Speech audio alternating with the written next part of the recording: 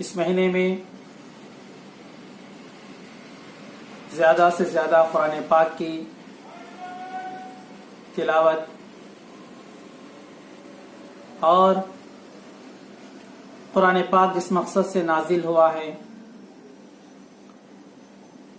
اس کو جاننا بہت ضروری ہے۔ اسی میں سے قرآن پاک کے مطلب اور اس کا مفہوم جاننا، واقعات کو جاننا بھی ضروری ہے۔ تو آج ہم قرآن پاک کے تیسرے پارے کے متعلق کچھ واقعات شان نزول معلوم کریں گے۔ اللہ رب العالمین قرآن پاک میں بعث بعد الموت، مرنے کے بعد جو لامحدود زندگی ہے، کبھی ختم نہ ہونے والی زندگی ہے، اس کے مثالیں بھی اللہ تعالی ہم لوگوں کو سمجھائے ہیں۔ اسی میں اللہ تعالی ارشاد فرماتے ہیں او کالذی مر علی قریۃ وہی خاویۃ علی عروشها۔ اس آیت میں اللہ رب العالمین ایک پیغمبر حضرت عزیر علیہ السلام کا واقعہ ذکر فرماتے ہیں۔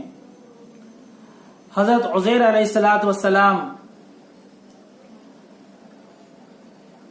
سواری پر سوار ہو کر ایک مقام سے دوسرے مقام پر جا رہے تھے۔ راستے میں دیکھا ایک شہر ویران پڑا ہوا ہے، وہاں سارے لوگ مر چکے ہیں، صرف کچھ کھنڈرات کی شکل میں باقی ہے۔ حضرت عزیر علیہ السلام نے دل میں ارادہ کیا کہ اللہ رب العالمین کس طرح ان مرے ہوئے لوگوں کو زندہ کرتا ہے۔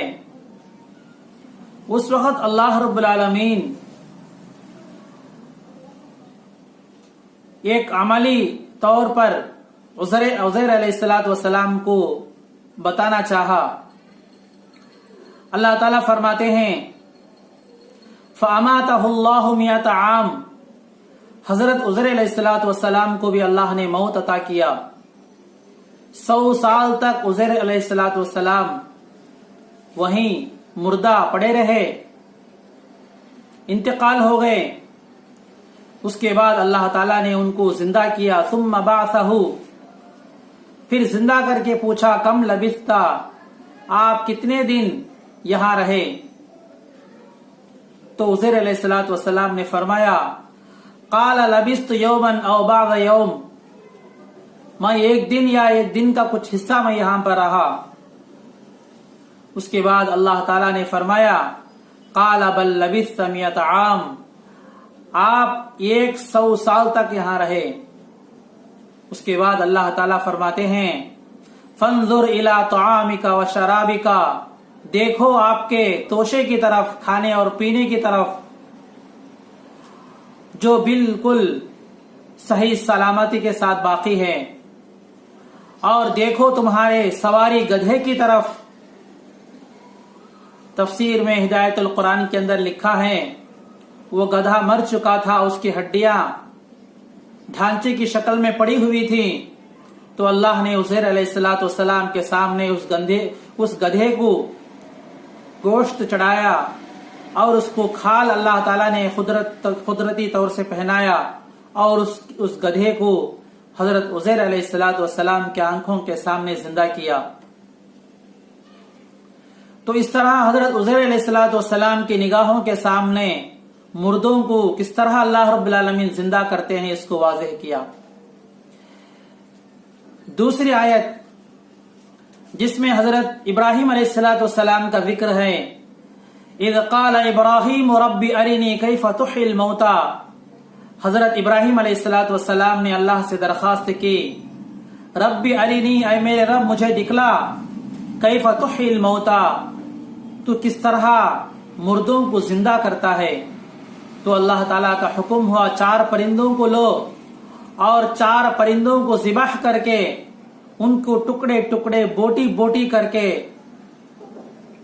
उनको 4 हिस्से में तकसीम करके गोश्त को परों के साथ, आंतों के साथ, खून के साथ मिलाकर उनका मसाला तैयार करके 4 हिस्सों में 4 पहाड़ों पर ले जाकर रखो। जब उन्होंने इस तरह किया और अल्लाह ताला फरमाते हैं बुलाओ उनको।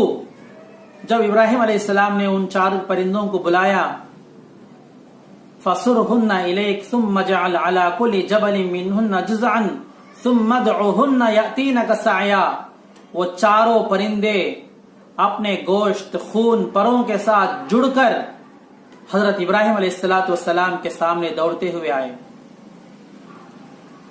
ये दोनों वाक़ियात बास बादल मौत के मुताल्लिक अल्लाह रब्बुल आलमीन किस तरह जिंदा करते हैं उसको अल्लाह ताला जो है बयान किए हैं। उसके बाद कुरान पाक में सूरे आले इमरान, एक सूरा है सूरे आले इमरान, यानी इमरान की औलाद हजरत इमरान, इसकी वजह तस्मिया इस सूरे की हजरत ईसा अलैहिस्सलाम के नाना हजरत इमरान और उनकी बीवी हजरत हन्ना, इन दोनों के वाक़े को अल्लाह ताला इस सूरे में बयान किए हैं। और उनकी पूरी औलाद, उनकी बेटी हजरत मरियम अलैहिस्सलाम, उनके नवासे हजरत ईसा अलैहिस्सलाम, ये पूरा कबीला नेक लोग थे, ईमान वाले थे, पैगंबरों का खानदान था। अल्लाह रब्बुल आलमीन इनके वाक़यात को इस सूरे में बयान किए हैं, इसलिए इस सूरे का नाम सूरे आले इमरान है। और इसी तरह तीसरी एक आयत में अल्लाह ताला वाक़या बयान फरमाते हैं, अलम तरा इलल लज़ीना ऊतू नसीबम मिनल किताबी यदऊना इला किताबिल्लाहि लियहकुम बैनहुम। यहां पर अल्लाह ताला कुरान पाक में एक वाक़या बयान फरमाते हैं, इसका शान नुज़ूल है। खैबर के इलाके में यहूद थे। वो यहूदियों में एक मर्द औरत से जिना का सुदूर हुआ। उसके बाद अल्लाह के नबी सल्लल्लाहु ताला अलैहि वसल्लम ने फैसला सुनाया कि इनको रज्म कर दिया जाए। उसके बाद कुछ यहूदी लोग उस फैसले की मुखालफत करने लगे और उन्होंने कहा हम सिर्फ तौरात को मानते हैं।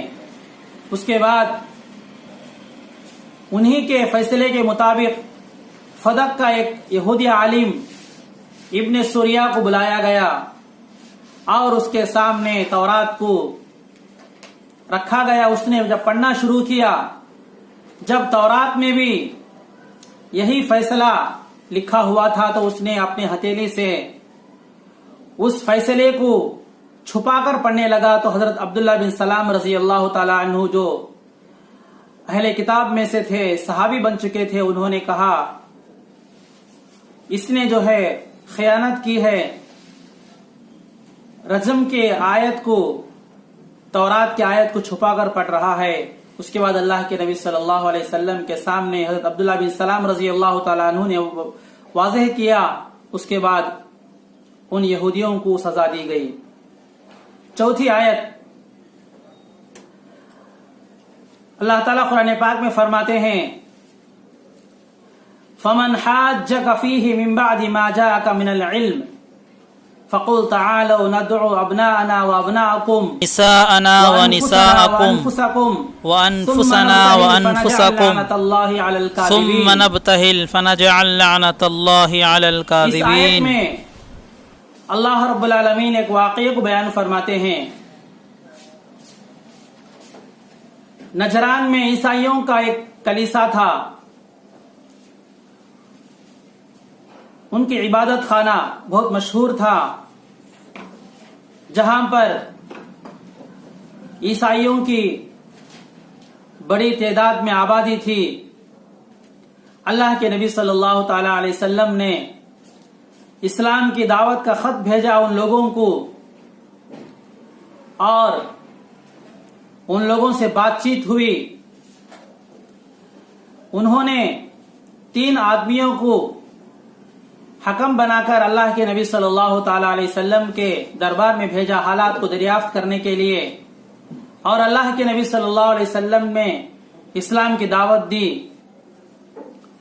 और उन्होंने जानबूझकर जब हक का इनकार किया तो अल्लाह के नबी सल्लल्लाहु अलैहि वसल्लम ने उन्हें हुक्म दिया कि हम एक जगह जमा हो जाएं और अल्लाह ताला से मुबाहला करें। तो वो तीनों लोग हाजिर हुए और अल्लाह के नबी सल्लल्लाहु अलैहि वसल्लम के दरबार में, और अल्लाह के नबी सल्लल्लाहु अलैहि वसल्लम अपने अहले खाना के साथ मैदान में तशरीफ लाए। तो उन तीनों ने अल्लाह के नबी सल्लल्लाहु अलैहि वसल्लम से माजरत पेश की और जो है एक दूसरे सुलह करने की कोशिश की। उसके बाद अल्लाह के नबी सल्लल्लाहु अलैहि वसल्लम ने उन्हें माफ किया और एक सुलहनामा हजरत मुगीरा बिन शुअबा रज़ी अल्लाह ताला अन्हु के हाथ लिखा गया और उस सुलहनामा उनको दिया गया। और कुछ दिन के बाद 60 यहूदी फिर आए और अल्लाह के नबी सल्लल्लाहु अलैहि वसल्लम से मुस्तकिल बातचीत की और एक दूसरा सुलहनामा भी अल्लाह के नबी सल्लल्लाहु अलैहि वसल्लम के जरिए से लिखाकर जो है वो लेकर गए।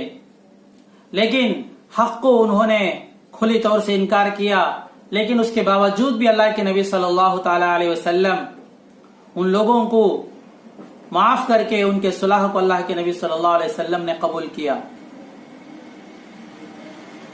और एक आयत में अल्लाह ताला इरशाद फरमाते हैं, मा कान लि बशरिन अन युतियहुल्लाहुल किताब वल हुक्म वन नबुव्वता सुम्मा यक़ूल लिन्नासी कुनू इबादन ली मिन दूनिल्लाह। इस आयत में शान नुज़ूल है, नजरान के ईसाई एक वफ्द अल्लाह के नबी सल्लल्लाहु अलैहि वसल्लम के पास आया। उसी वक्त ईसाइयों ने, यहूदियों ने अल्लाह के नबी सल्लल्लाहु अलैहि वसल्लम के पास आए और अल्लाह के नबी सल्लल्लाहु अलैहि वसल्लम के दरबार में आकर कहने लगे, जिस तरह ईसाई लोग हजरत ईसा अलैहिस्सलातु वस्सलाम की इबादत करते हैं, क्या तुम भी अपने आप की इबादत करने का हुक्म देते हैं? तो अल्लाह के नबी सल्लल्लाहु अलैहि वसल्लम ने इरशाद फरमाया, अल्लाह ताला मुझे नबी बनाकर भेजा है, मैं नऊज़ बिल्लाह कभी भी खुद की इबादत करने की, मेरी इबादत करने की तलकीन आप लोगों को मैंने कभी नहीं दिया, बल्कि मैंने कहा वलाकिन कूनू रब्बानियीन, बल्कि तुम रब्बानियीन हो जाओ। रब्बानियीन कहते हैं अल्लाह वालों को जिनके पास इल्म, बसारत, सारी सलाहियत, खुददारी होती है। अल्लाह के नबी सल्लल्लाहु ताला अलैहि वसल्लम को तकलीफ देने के लिए ये यहूदी अल्लाह के नबी सल्लल्लाहु अलैहि वसल्लम की खिदमत में आकर इस तरह के कलिमात कहते थे। तो हर चीज का जवाब अल्लाह के नबी सल्लल्लाहु अलैहि वसल्लम वही के जरिए से, और अल्लाह के नबी सल्लल्लाहु अलैहि वसल्लम उनके इश्कालात का भी जवाब अल्लाह के नबी सल्लल्लाहु अलैहि वसल्लम देते थे। आज भी इस्लाम के खिलाफ, शरीयत के खिलाफ, मुसलमानों के खिलाफ जो भी आवाज उठाए, जो भी एतराज करे, उन तमाम एतराजात का जवाब भी हमें देना है। हम ऐसे ही खामोश रहेंगे, दुनिया वाले समझेंगे कि एतराज सही है इसीलिए तो वो खामोश हैं। इसीलिए जो भी एतराजात इस्लाम के खिलाफ, मुसलमानों के खिलाफ, शरीयत के खिलाफ, मुसलमान कम्युनिटी, समाज के खिलाफ जो एतराज करता है, जो गलत प्रोपेगेंडे लोग करते हैं, उसके खिलाफ जो है इनको जवाब देना भी हमें कुरान से हमें ये सबक मिलता है। हमें खामोश नहीं होना है। जब तक हम जवाब देते रहेंगे तो हम जो है दुनिया में बाकी रहेंगे। जब हम जवाब देना छोड़ देंगे तो दुनिया वाले यही समझेंगे ये जिस तरह एतराज कर रहे हैं इसी तरह ये लोग हैं। इसलिए मेरे भाइयों दोस्तों, कुरान पाक जो अल्लाह रब्बुल आलमीन का मुकद्दस कलाम है, जिसके अंदर मुसलमानों के लिए हिदायत है और हर चीज की रहनुमाई قرآن سے ہے. دعا